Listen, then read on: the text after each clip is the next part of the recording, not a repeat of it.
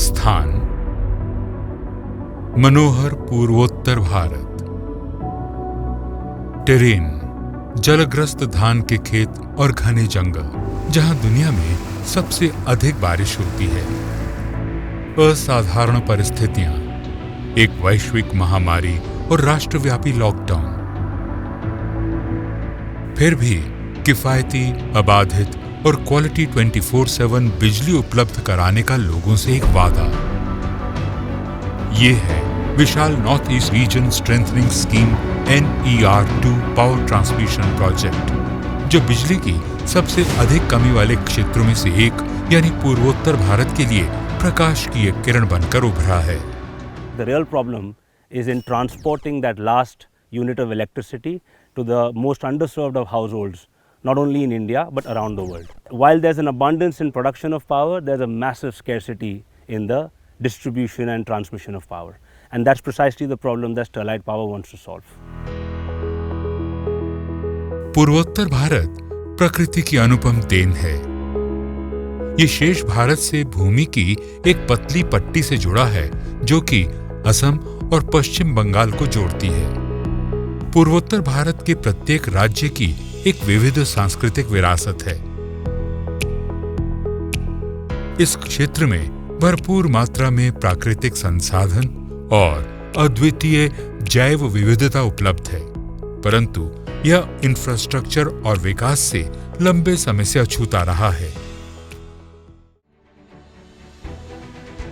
बेहतर power supply की आवश्यकता के मद्देनजर पूर्वोत्तर क्षेत्र में ट्रांसमिशन और डिस्ट्रीब्यूशन सिस्टम को मजबूत बनाने के लिए एक व्यापक योजना बनाई गई है। यह न केवल पूर्वोत्तर भारत के नेटवर्क को मजबूत करेगी, बल्कि इस क्षेत्र को राष्ट्रीय ग्रिड से भी जोड़ेगी, जिसका एक स्ट्रेटेजिक महत्व भी है। India is probably going to be amongst the top 3 nations in the world in terms of adding the most amount of renewable capacity. And the 1.3 billion population of our country will be consuming 50% of their electricity in form of green and renewable power in the next 10 years. This is an amazing, amazing goal set by our Prime Minister. However, in order to produce and consume that amount of renewable energy, you require balancing sources like hydro and gas. The Northeast project has a very important significance for that balancing. Hydro, as we all know, is rich in the northeastern states because of their hills and their rivers. Gas is also available in the offshore and onshore areas of Assam. This amount of electricity needs to get merged into the central Indian grid. NER2 में 3 राज्य शामिल हैं: असम, अरुणाचल प्रदेश और त्रिपुरा, और इसके कई components हैं। Silchar Misa line का विस्तार अकेले असम में 178 किलोमीटर की दूरी तक है, जबकि असम के बिश्वनाथ चरियाली से अरुणाचल प्रदेश के ईटानगर तक की लाइन 67 किलोमीटर की दूरी तक फैली है। त्रिपुरा से सूरजमणि नगर और नीपको से पीके बारी तक एक मल्टी सर्किट लाइन का विस्तार 100 किलोमीटर से अधिक दूरी तक का है, जो त्रिपुरा को उसकी पहली 400 किलोवाट ट्रांसमिशन लाइन प्रदान करती है। इसके साथ त्रिपुरा में 2 सब स्टेशंस हैं, एक सूरजमणि नगर में और दूसरा पीके बारी में। इस महत्वाकांक्षी परियोजना में 2 सब स्टेशन और 4 ट्रांसमिशन लाइनों सहित कुल 11 एलिमेंट्स हैं। 356 किलोमीटर की दूरी में कुल 1017 टावर खड़े किए गए हैं। 5.3 करोड़ से अधिक लोगों को अबाधित बिजली प्रदान करने के लिए 3000 मेगावाट बिजली इवैक्यूएट की जाएगी। हालांकि दुनिया के सबसे अधिक वर्षा प्राप्त करने वाले क्षेत्रों से गुजरने वाले इस मार्ग में कई चुनौतियां भी थीं। 7 से 8 महीने तक रहने वाले बारिश के मौसम के चलते काम करने के लिए सिर्फ 4 से 5 महीने बचते थे। समय की मांग थी कि कार्यकुशल और इनोवेटिव उपाय अपनाए जाएं। पूरे ट्रांसमिशन कॉरिडोर का निर्माण इस तरह किया गया है कि वो विभिन्न हवा की गति और भूकंपीय गतिविधियों का सामना कर सके। The level of engineering and the detailing that goes into this project is very, very crucial. These towers could be 120 tons, and with wind speed, there can be immense pressure on the foundations. So those were the engineering solutions which have gone into construction of these lines. इस अंतरराज्यीय transmission line को अनेक भौगोलिक बाधाओं का सामना भी करना पड़ा। प्रारंभिक सर्वेक्षण एक श्रम साध्य कार्य था। इस क्षेत्र के पहाड़ी इलाके और घने जंगलों ने टावर लोकेशंस तक की पहुंच को चुनौतीपूर्ण बना दिया। उच्च जल स्तर वाले क्षेत्रों में फाउंडेशन डालने के लिए इनोवेटिव समाधानों को अपनाने और नियोजित करने की आवश्यकता थी। उदाहरण के लिए बुरगांग और गोहपुर में एक अनूठे तरीके को अपनाकर इसको हल किया गया, यानी आइसोलेटेड फाउंडेशन फुटिंग से स्विच करके कंबाइंड राफ्ट फाउंडेशन फुटिंग को अपनाया गया। इससे प्रोजेक्ट की प्रगति में तेजी आई। ऊंचाई के चलते एक और चुनौती सामने आई। टावरों का फाउंडेशन तैयार करने के साथ साथ सामग्री के परिवहन के लिए संपर्क रोड बनाना एक कठिन कार्य था। हालांकि ये केवल शुरुआती चुनौतियां थीं।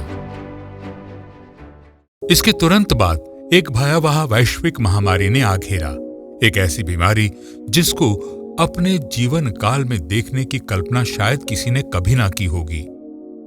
कोविड-19 के कारण मार्च 2020 में एक सख्त राष्ट्रव्यापी लॉकडाउन लग गया, जबकि प्रोजेक्ट का संचालन अभी भी जारी था। मजदूरों में इस बीमारी की व्यापक दहशत फैल गई और वे तुरंत अपने घरों के लिए रवाना होना चाहते थे। कोरोना वायरस की विकराल प्रकृति ने सिर्फ प्रोजेक्ट के संचालन को बाधित ही नहीं किया, बल्कि इसके कई दूरगामी दुष्प्रभाव पड़े। इसके घातक खतरे ने प्रोजेक्ट की गतिविधियों को घेर लिया और क्रू की सुरक्षा के लिहाज से सभी मैनुअल कार्यों पे सवाल उठने लगे। लेकिन समय अपनी गति से आगे बढ़ रहा था, काम करना था और तेजी के साथ करना था। और फिर इस चुनौती से निपटने में मदद करने के लिए एयरबस AS350B3 ने प्रवेश किया।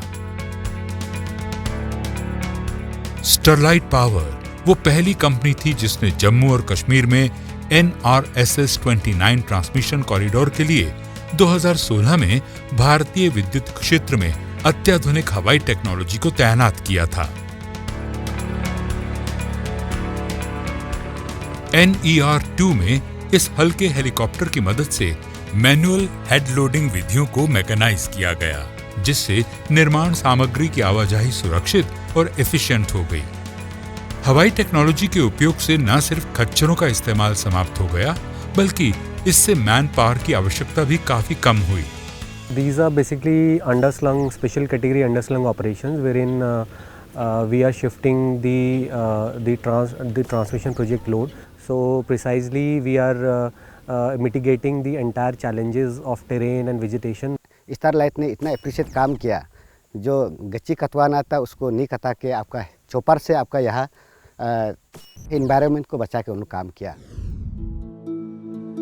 18 किलोमीटर में फैला अरुणाचल प्रदेश का एक पूरा मार्ग एक रिजर्व फॉरेस्ट से होकर गुजरता है, जो अपेक्षाकृत अछूता और सड़क मार्ग से दुर्गम है। विभिन्न प्रवासी और स्थानीय पक्षियों की उड़ान के रास्ते में पावर ट्रांसमिशन लाइनें ना आए, यह सुनिश्चित करने के लिए वहां बर्ड फ्लाइट डायवर्टर या रिफ्लेक्टर फिटिंग को इंस्टॉल किया गया। असम में होजाई के पास ट्रांसमिशन कॉरिडोर हाथियों के पारंपरिक गलियारों से गुजरता है, जबकि मीसा में कॉरिडोर रिजर्व फॉरेस्ट के निकट है, जहां इन वन्य जीवों का शासन है। टावर के कुल पदचिह्न को कम करने और इन खूबसूरत जानवरों के आवास की रक्षा के लिए सावधानीपूर्ण उपाय किए गए थे। With this particular project, we have taken care of all the components of sustainable development, whether it is a community, whether it is ecological or economical. I also, for a particular thing, want to mention that they were quite professional in obtaining all the clearances, and they are having very good idea of ecological, so that it generated a quick response from our side also. Sterlite power में हम न सिर्फ समावेशी विकास में विश्वास करते हैं, बल्कि जिन समुदायों में हम काम करते हैं उनमें और उसके आसपास सार्थक प्रभाव भी डालते हैं। हमारा यहाँ में काफ़ी सारा पब्लिक लोग का रोजी रोटी भी आया, तो उसी का थ्रू दे हमारा कोई आपका नाइट गार्ड जो लेबर वगैरह तो उसमें इंगेज हो पाया। NER2 प्रोजेक्ट के निर्माण के दौरान हमने 10,000 से अधिक कुशल और अकुशल श्रमिकों को रोजगार प्रदान किया। सामग्री परिवहन को सुविधाजनक बनाने के लिए पुरानी सड़कों की मरम्मत की गई। बागमड़ी चाय बागान में हमने अपनी सहायता का हाथ बढ़ाते हुए आसपास के गांवों के 5,000 से अधिक लोगों तक मूलभूत चिकित्सा सुविधा की उपलब्धता के उद्देश्य से पूरी तरह से इक्विप्ड एम्बुलेंस प्रदान की।